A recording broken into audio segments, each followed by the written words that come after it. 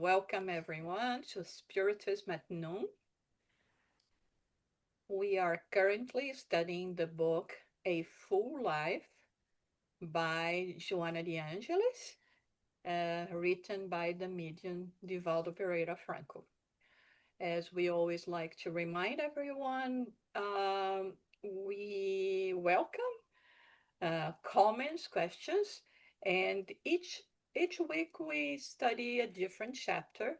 Today we are studying chapter 22, and each chapter brings a different topic. So if you're just tuning in today, you will be able to follow the all the comments and the studies here.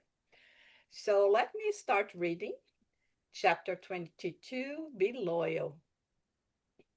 Bible scholars are surprised by the act of charity carried out by an unknown Samaritan to help a traditional Jew, as described in the parable narrated by Jesus. Long-standing political and theological enemies, they detested each other even though they were no longer aware of the reasons why the sons of Samaria, the old Sebast, were persecuted.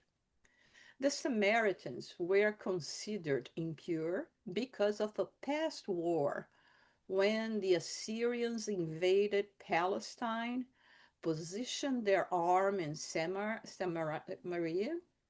enslaved part of the population, killed the infirm and the children, and brought dishonor to the women. Mm. Jesus, whose purpose was to always instill unity, responded to the hypocritical Pharisee by using the image of a Samaritan, intending to shock him by explaining who his neighbor was, filling his narrative with incomparable ethical and human beauty. It's very easy to love those who love us back, those who are acclaimed and envied, those who delight in receiving accolades and adulation. However, when someone is suffering or is part of the excluded, an opposite automatic reaction takes place, a loathing that keeps them at bay.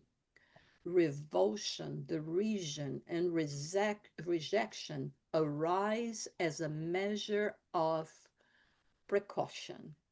To love our neighbors when they suffer and experience misfortunes is a challenge. Okay, let's stop here. Um, this in this beautiful lesson today, be loyal. We have to learn what is Joanna de Angelis inviting us to be loyal to, right? But she starts the chapter uh, bringing to us, to our minds, the parable of the Samaritan.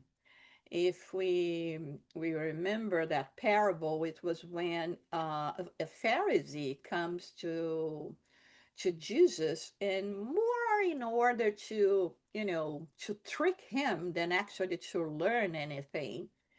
He asks, what is the greatest commandment? And Jesus says to love God above all things and to love your neighbors as yourself. And then he asks, who is my neighbor? And um, and that was actually a valid question because according to the laws of Moses and what we have in Deuteronomus, when they were talking about neighbor, they were really talking about a close proximity. Okay. We have to also remember that it was a time that we didn't travel that much, and we were basically, you will stay for the rest of your lives in the place where you were born. But it's still, there was this idea that your neighbor was someone that was close to you. And then Jesus comes and proposed the parable where there is this Samaritan that it was robbed and left on the road to die, and there was a Pharisee that came along the way, but when he looked at the man and immediately recognized him as a Pharisee, as a Samaritan, he didn't stop, and he was on his way to the temple, and if he stopped to be in contact with blood and everything, he would be, have to go to the whole process of cleansing himself again, spiritually speaking, to be able to attend the temple.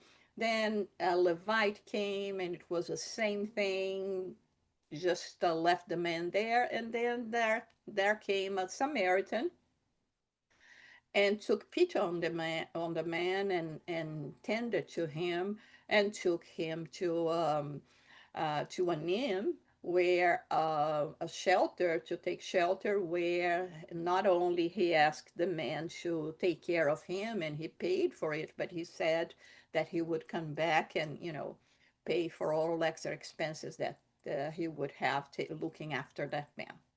And then Jesus asks to the Pharisee, so who do you think was the neighbor of this man?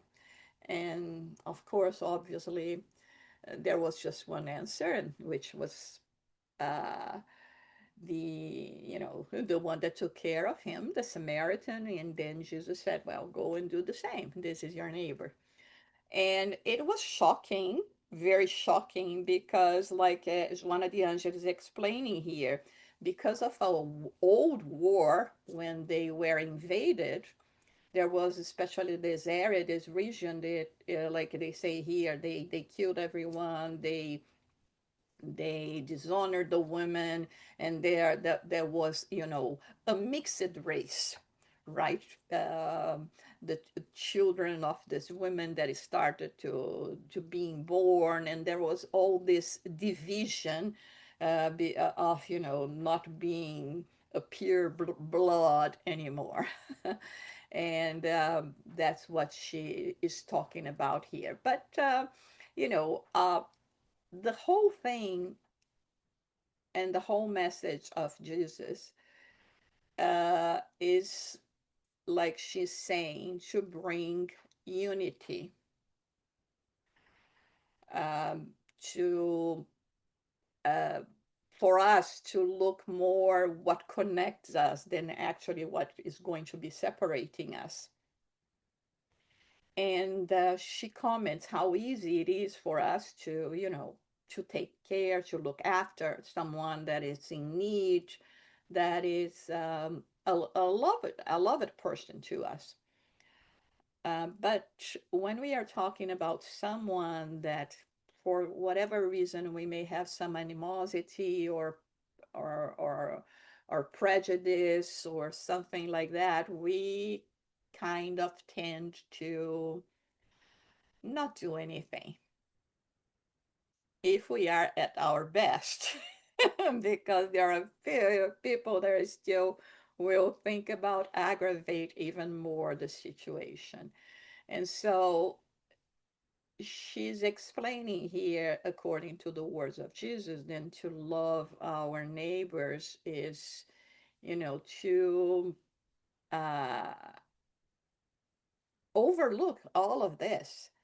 If there is a brother or sister that is not a blood brother or sister, it is someone that is like ourselves, is a child of a God,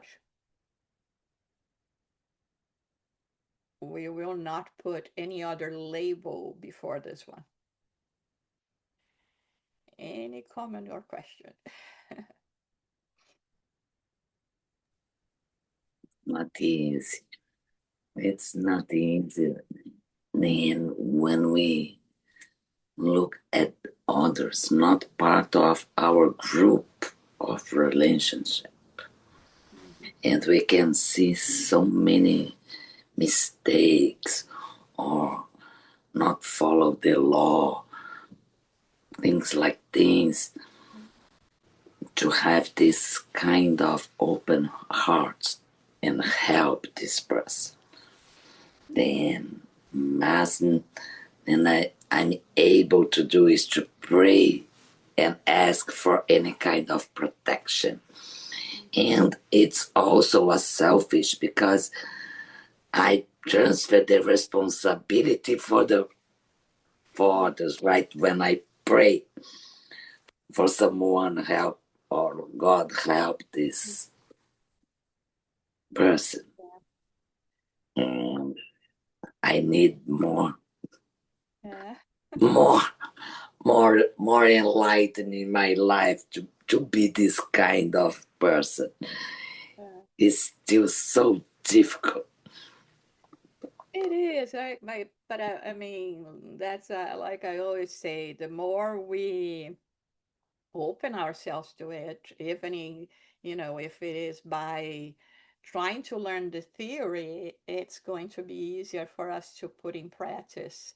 And I mean, there are so many prejudice that we have while we were talking, Sonia. I was thinking, there was this saying at the time of Jesus, and many of, especially the Jews at the time, mocked Jesus because he came from Nazareth, and there was this concept that nothing good could come from that region. And actually it was not good, it was exceptional, right?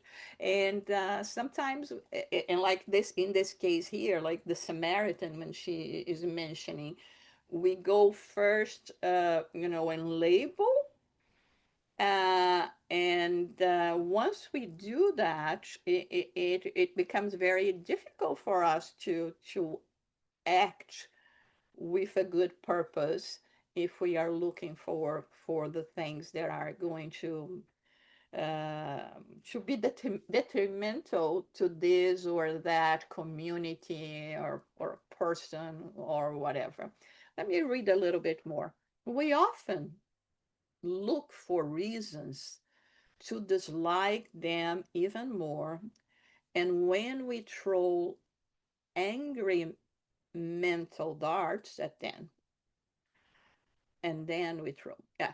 We criticize to justify our animosity. We detest them and we keep our distance. We look for ways to denounce and create problems for them.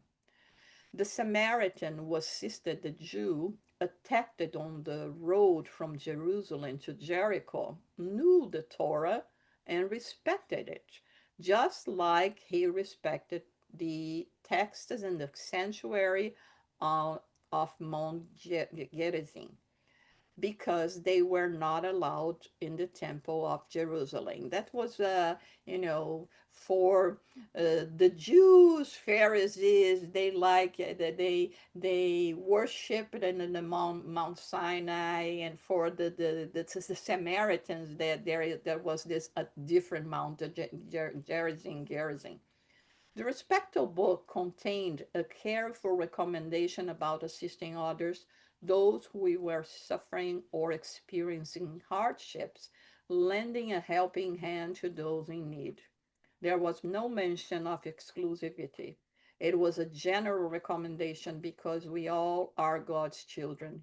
When the Samaritan found the man, he never stopped to think if the fallen victim was a Jew or a member of his own race. It was just a person who was in dire straits, abandoned in a strange land. It was a man who could die because the situation was critical. He never hesitated upon seeing him bleeding on the ground. He ran to his aid. He was loyal to his beliefs, and his behavior demonstrated it. So here is where we have the difference between the theory and the practice. In theory, like Joanna de Angelis is explaining here, all of them, at the time, and like ourselves, we know what is right or wrong. We know how the, from the law itself, from God's law, from religious perspective, a spiritual perspective, philosophical perspective, we know what is the right thing to do is. And like she was saying here, according to their knowledge, the knowledge of the Torah, they knew they had to be of help. But when the time presented itself, then it came the reasons we create not to step up and do something about it. Like the Pharisee, he would say, he's a Samaritan. He doesn't even have the same beliefs that I do. I mean, we are enemies by religion, and I'm on my way to the temple to worship God, and I'm going to contaminate myself if I touch him. The Levite was the same thing, but the Samaritan, he knew nothing about the man. Um, and he didn't even knew if it was a Samaritan or if it was a Jew. It was just someone that was there along the way, and he goes and he does something. So this is what she's saying. How can we be loyal to our beliefs? Only through our behavior. This is the reason why examples are more powerful than words. Because people will see how we behave and how we make comments on the day-to-day occurrences, um, right? And about people, about situations, about tragedy, about the weather. We show ourselves, our true selves. And now the question is, are we going to be happy with what we are showing? Or not? Is it in accordance with what we have been learning or not? And again, remember that the efforts is what makes a difference, like Kardec states in chapter 11, Be Perfect at the Gospel According to Spiritism, that the true Spiritist is the one that puts on efforts to overcome its bad inclinations. It's not saying that we're there yet, but we acknowledge that we have something to change. Questions, comments? Uh, it- Sarah, Yes. it's just to think of what's going on in the world today. You would think, well, there are not many Samaritans out there, but I think they are. I think there are people out there that do care, no matter who you are, what you do, where you came from. It's just that we hear only those that are not. But I actually believe there's more who are out there doing the best that they can and doing the good things in life. And it's just that we only see the negative, and that's why it's so hard to think and say, wow, would you see that happen today? Yeah, I think I would see that. I think I would see a Samaritan come up and do what the person needs help for. I don't know. It's I look at it as not so that it's so difficult to see and understand what's going on, but I see it. I don't know why I see it. I guess I actually believe that things happen for a reason. We know that. And we learn through mistakes and errors. And I think at this time, in our time of age, many have not learned, but many have and have gone through life learning and changing their ways. I don't know. It's I agree with you, Soraya. I do believe that, and I mean, this is mostly what the spirits are telling us now, Mhm. even in the recent books uh, by Divaldo, written by the spirit Manuel Filomeno de Miranda, that we have the translations in English, um, in English. Uh, it talks a lot about the times that we are living, the planetary transition, and how, in a way, although we see a lot of evil around us, there is the seed of goodness within each one of us. Yes. The thing is, how much are we nourishing that seed? I think that in a way, like very much like yourself, there is this seed of good in each and every one of us. We all wish for peace, for harmony, for, um, to have at least the bare necessities of life with easy, not having to struggle even to have the bare necessities of life.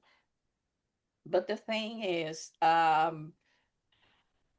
somehow we still feel like a weak power, and we let the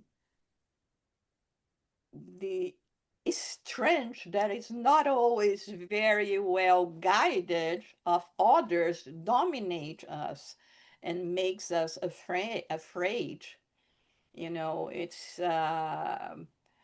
It's like uh, there is something that is coming to my mind. I hope I'm not doing a bad interpretation of this, but I was thinking about the Holocaust Mm. and how so many people were confined in the camps. And sometimes, this question comes to your mind. They were much more numerous than the soldiers, but they were afraid, not necessarily for themselves, because if you do remember, they were separated from the woman and the children. And of course, the men could have rebelled, but there was always this threat: if you do something, we're going to go there and kill all the women and children. And at the same time, they had to diminish your will, and even when they erase it, your names, you're no longer a name, you are just a number and all of that. And sometimes I feel that some of us that have this, siege, is just, really trying to grow and to prevail, we feel frightened by the whole situation, and it seems to be a more, you know, um, Mm. a easier solution if I just say nothing, if I just stay on my corner, if and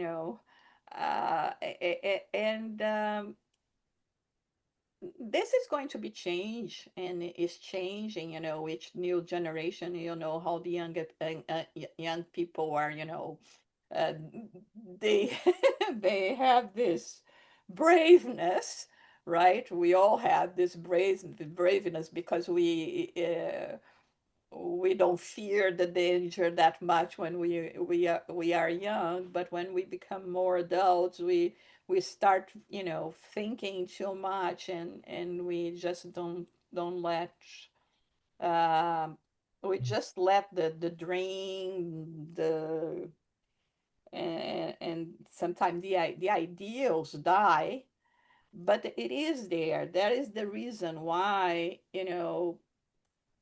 we always hear from the spirits. The spiritist Divaldo always said that as well.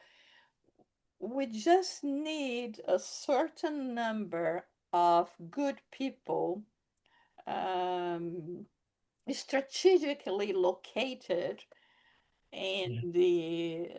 the countries, in the government, to start a new wave. Yeah. And for the moment, we don't have that.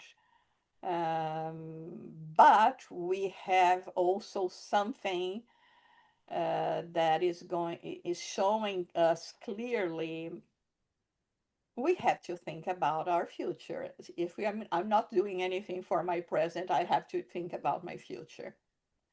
And I think it starts like that. It starts small, and like Gandhi used to say, it starts within ourselves. Be the peace we want to see in the world.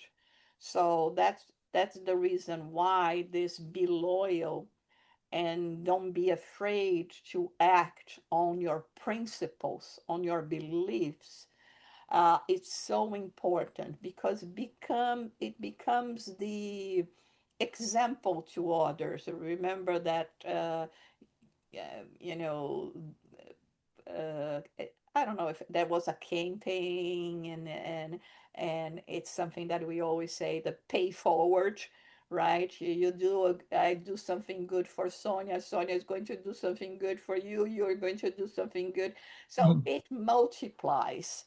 So, and I think we were called exactly to be the testimonials for this change, but it takes time.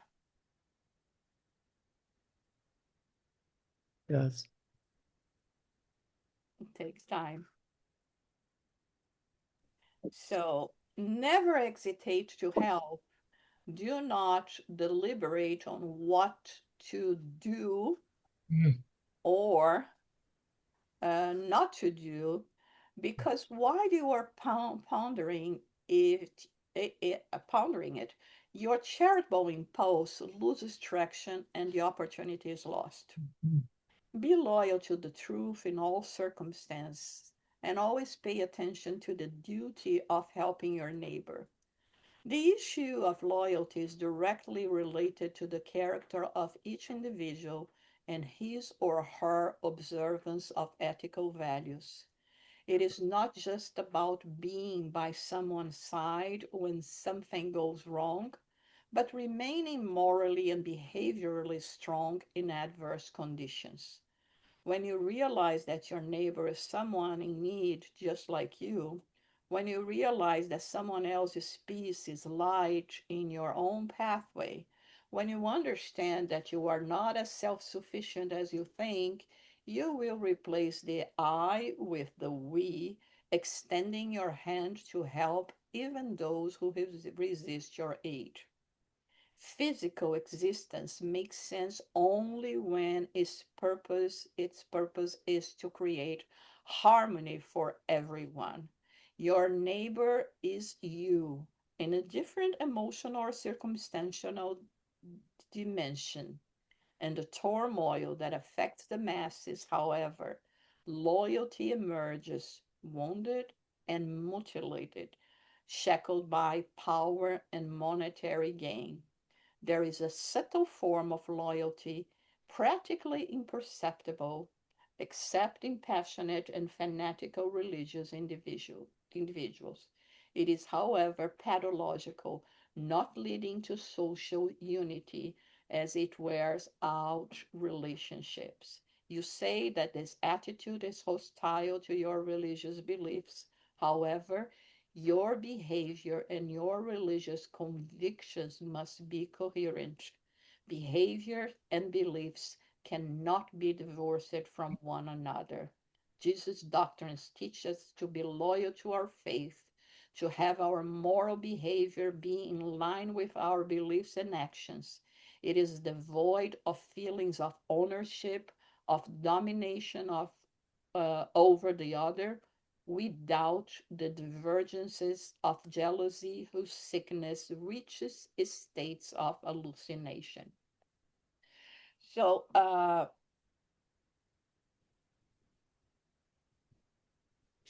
it's what we always been commenting, and what always Joanna de Angelis, the benefactor, is always teaching us. We cannot miss our opportunity.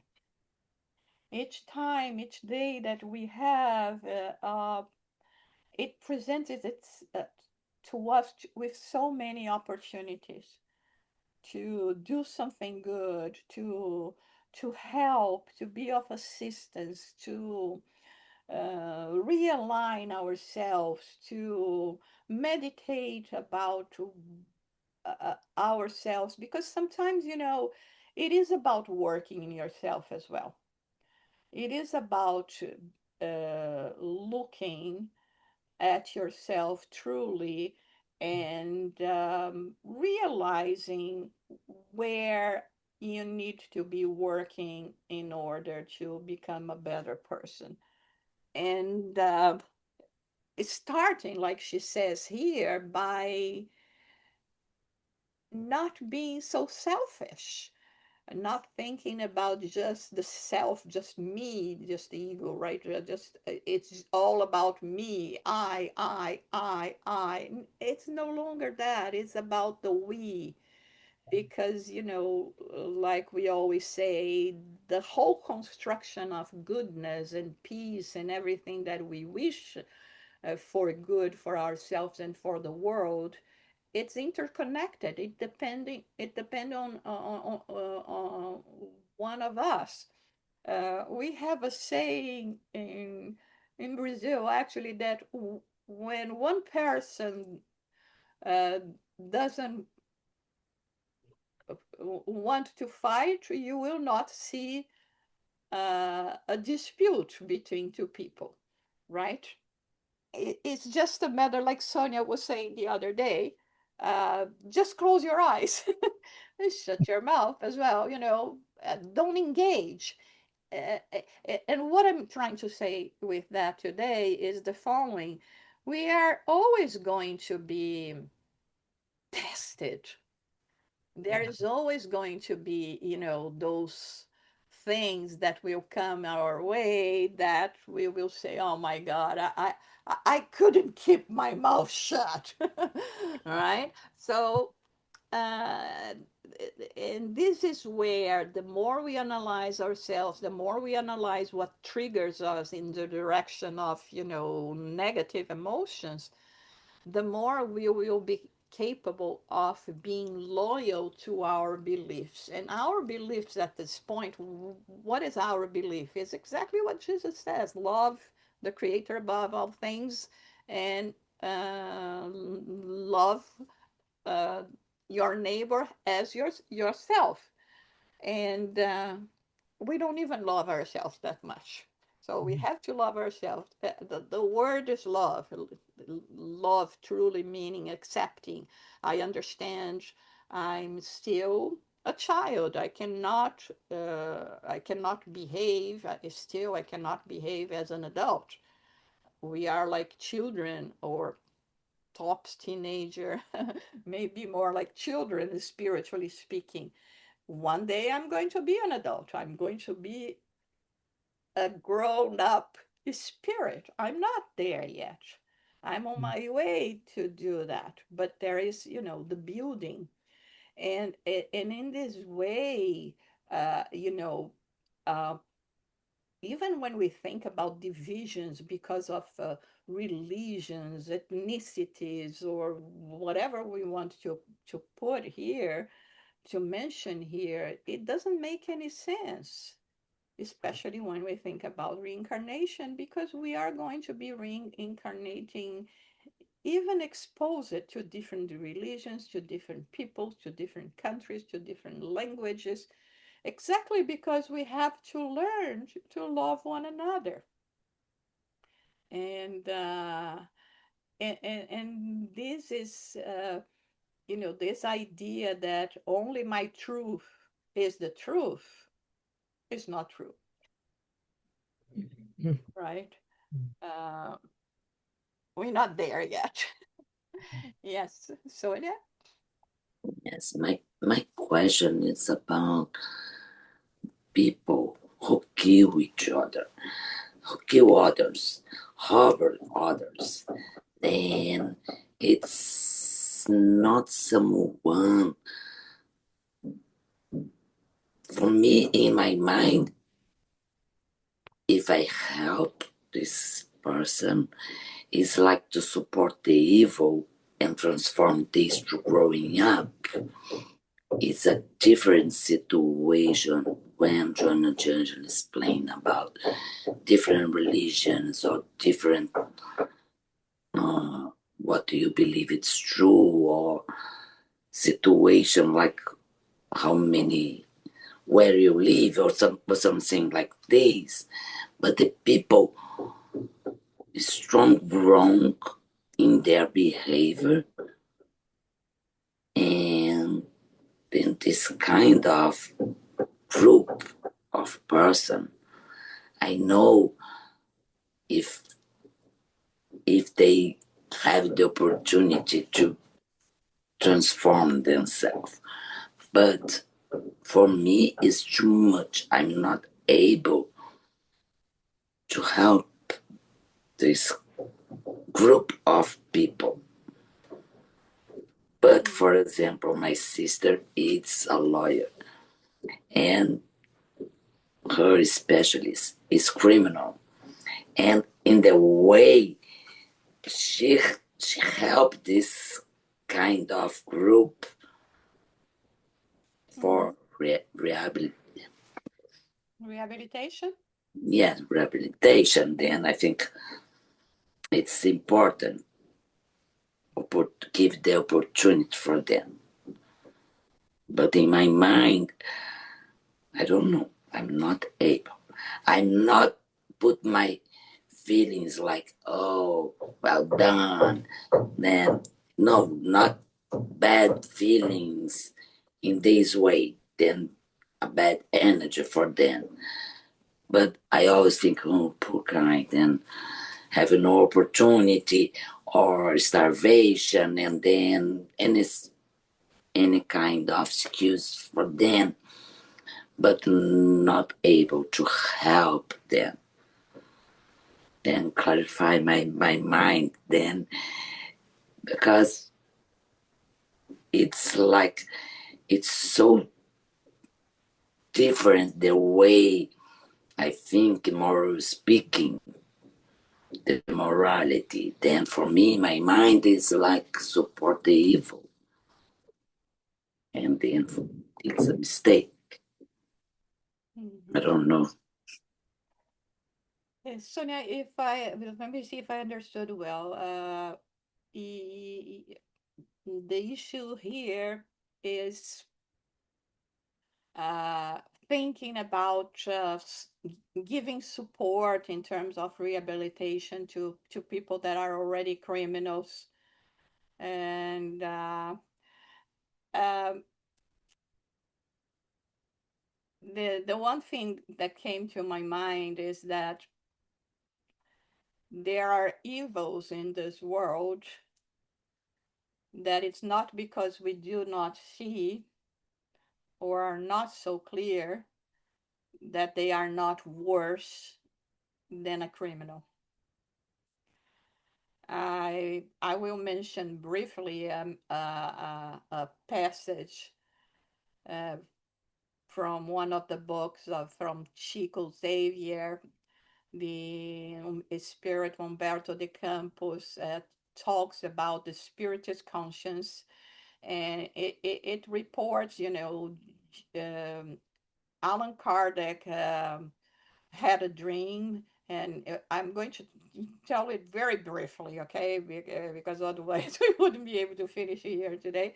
But he's taken by a spirit mentor to a region of great suffering, and he see really the weeping, the crying, the desperation of all the spirits that are there. And the first question that comes to his mind is, you know, to ask this guide, the spirit guide, who are these people that are in such a state of suffering in the spirit world, the spiritual world, and are they, the Romans that burned and killed so many of the Christians? Are they the tyrants that we had in the world? And he started listing the, you know, a bunch of people that he could imagine would be in that situation. And to which the spirit guide would be replying, no, no, no, because those people were so ignorant of the law, of the ethics, of the good principle, that they, although they had to go through reincarnations of great trials and suffering and all that to make amends with their conscience for what they did, many of them are very okay today. And after Kardec asked so many questions in relation to those tyrants that we know, and we say, "Oh, this one for sure is one of them," and the spirit would be keeping saying, "No, no, no," and finally he said, "Okay, who are they?" He says, "These are the people that knew about the laws, had the beliefs, but didn't do it." So they are suffering. They are in a very bad situation. So I think that, I mean, I'm not saying here that the criminals didn't do something bad, or that they don't deserve to be punished, even because this kind of punishment may be exactly what they need to wake up, to start, to have time to start saying, or questioning themselves, what did I do with my life? And to others, there are loved ones. And since we do believe and we know about reincarnations, they are going to come back in a much better situation.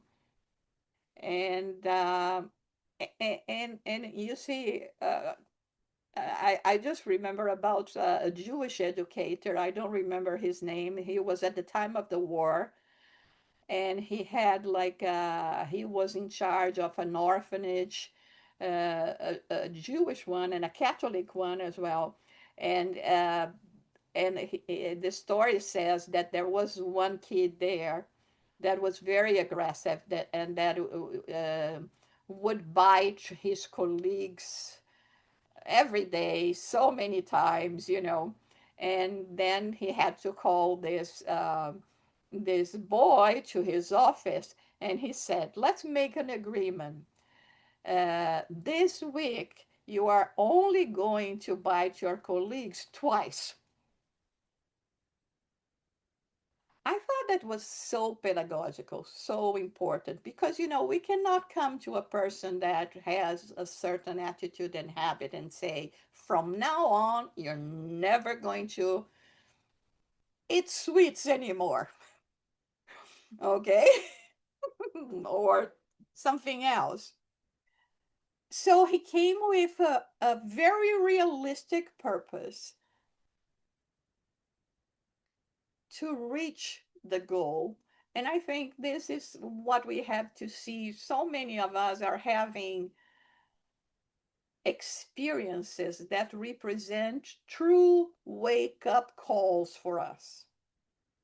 It can be because of an illness of ourselves or others, of, you know, any other circumstances that really shakes our core.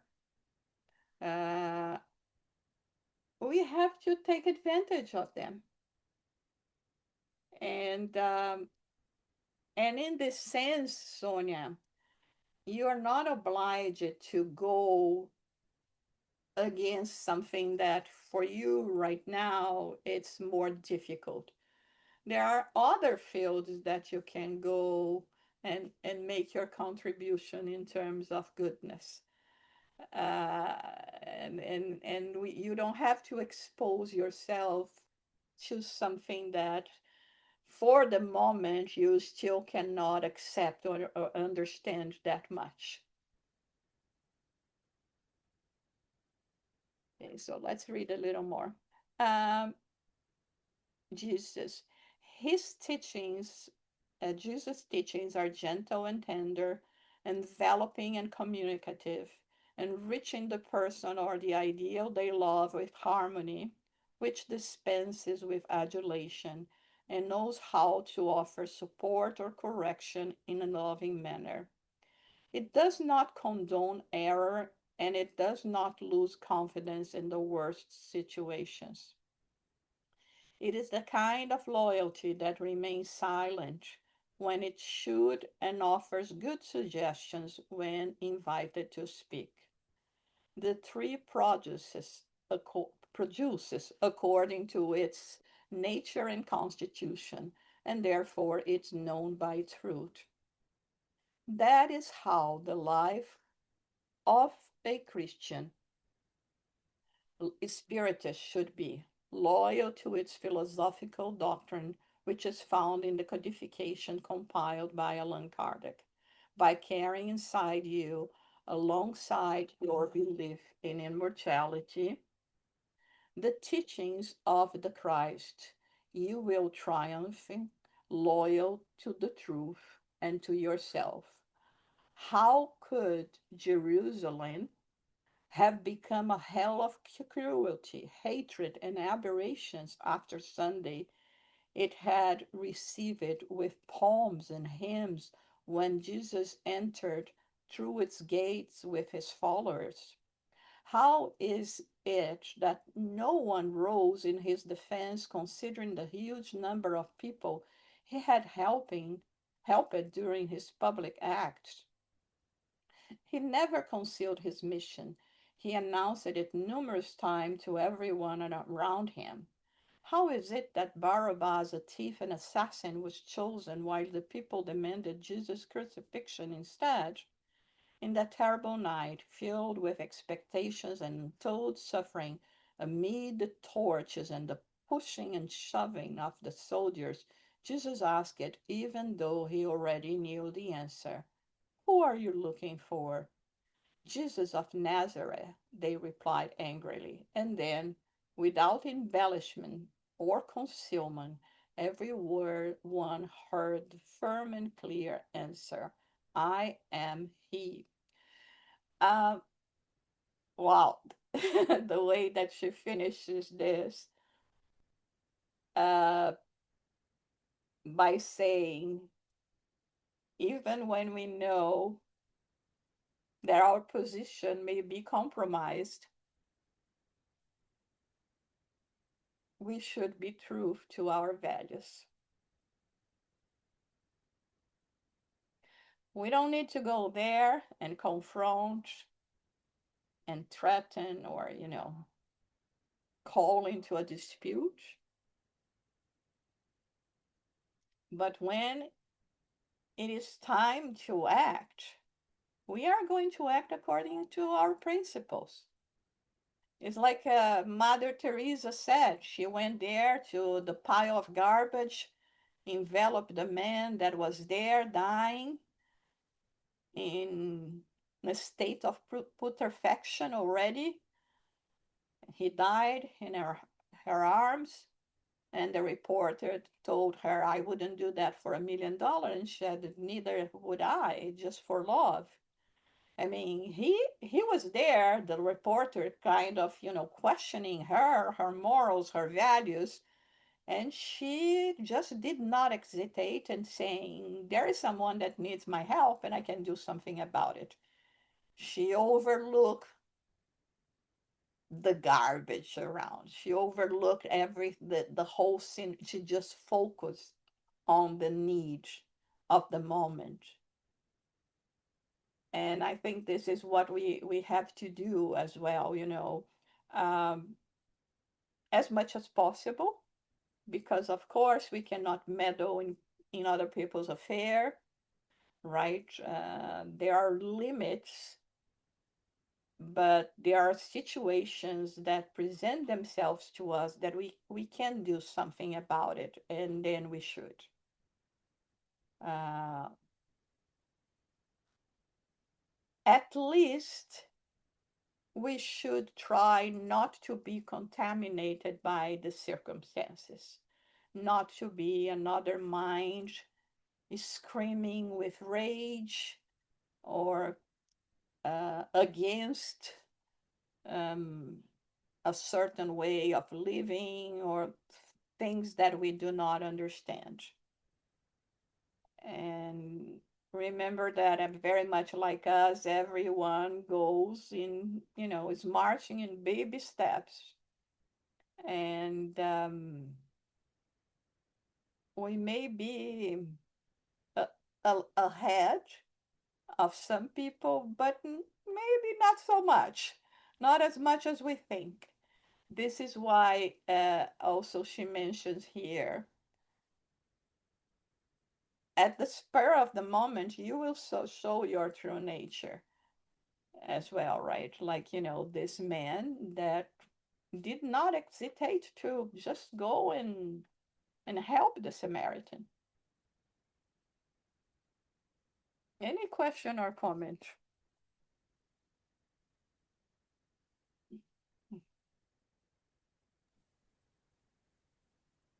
The lesson today is The same way the people there in that time believed Jesus was a criminal, and in fact he was not. And it means what I said before. Then it's my judge in people and close the door for them to have opportunity to change themselves or to show another side of themselves. Mhm. And forgiving me for this kind of behavior, judge the others without any opportunity to have excuses or choose that other way, because in fact we always have opportunity, and every day we can choose another way, right? If I have mistake today, tomorrow I can change. Yeah, this is the beauty, as long as we are open to understand that we are not there yet. And but it's not because we are not there yet that there will not have be opportunities to help us grow and become who we are destined to become. uh, it's okay. I mean, it's the process. Okay, we can even choose to go slowly and say, okay, in this life, I can compromise in not doing anything bad, but I don't know how much good I can do, which is, it's something already. It's better than I don't remember who were mentioned that, but since you mentioned criminals, uh, I read, I guess, in a book or something about, these things like, this person is a criminal, yeah, but last incarnation he killed I don't know how many people. In this life he killed just one. It was like, just two bites in a week instead of every day, several times a day. I mean, everything is a process. Sometimes we are so used to a certain behavior, um, and it's not so easy for us to get rid of it, although it hurts us so much, because like you say, you shouldn't be thinking like that. You should be judging. You shouldn't have any kind of prejudice. But all of a sudden, we are here commenting about this or this. Oh, look how ridiculous that person was, dressed in a party. I mean, it's your taste, her taste, possibilities. Who are we to be criticizing that? And sometimes it's so easy for us to sleep uh, that it's frightening. It is frightening, to take sides. Uh, you know, eh, eh, uh, we. That's why Jesus said, "Observe, watch, and pray." Because we go too fast in our judgment, in our taking sides, it's in our criticism, and in our uh, ignoring the needs of others. Like, there is a hurricane that is struck, let's say, Haiti. Okay, there is a lot of people helping already. I don't need to go and help myself, right? Sometimes we just think like that. I don't need to help. A lot of people will help. It's not about the other people helping and how much help they will get. It's about you, your conscience, and yes, uh, we have to think about it. And but like the lesson tells us here today is about being loyal to our beliefs, and our beliefs is, you know I know that good is going to prevail,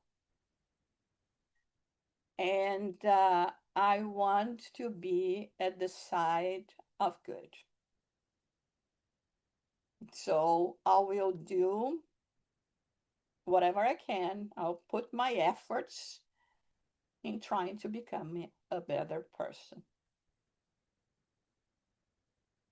That's the belief. And everything that may uh, come in my way and help me to do that, I'll try not to miss the opportunity. Any questions, comments?